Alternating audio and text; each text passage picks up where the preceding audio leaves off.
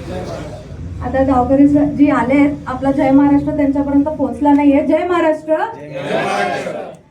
सर्वप्रथम उपस्थित माझ्या सगळ्या कार्यकर्त्यांना आणि खास करून माझ्या महिला भगिनींना तुमचे आभार मानते. जसं आत्ताच शशिकांतजींनी सांगितलंय, आपण सकाळ ते रात्र आपलं घर, मूल, चूल सगळं सोडून, नवऱ्यांना उपाशी ठेवून जे तुम्ही आमच्या कार्यकर्त्यांसाठी काम करतायत त्याच्याबद्दल मी तुमचे मनापासून आभार मानते. एकदा टाळ्या आपल्या सगळ्यांसाठी.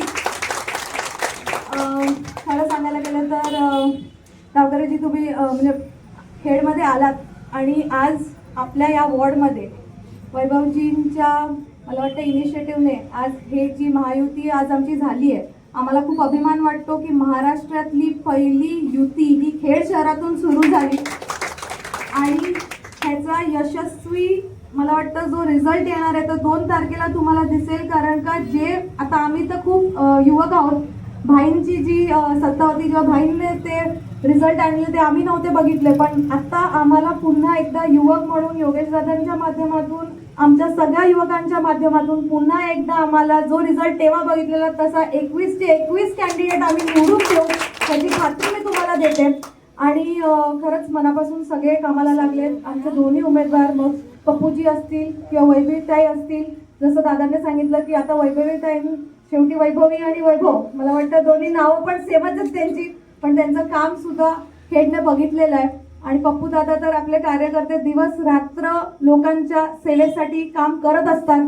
तर आणि इकडे योगेश दादाने खास करून तुम्हाला सांगते, योगेश दादांनी एक सांगितलेलं आहे की जो वॉर्ड जेवढं जास्त लीड देईल तेवढं जास्त निधी त्या वॉर्डला मिळणार आहे. म्हणून आमच्या इकडे कॉम्पिटिशन लागली आहे की कुठल्या वॉर्डमधनं जास्तीत जास्त निधी येईल.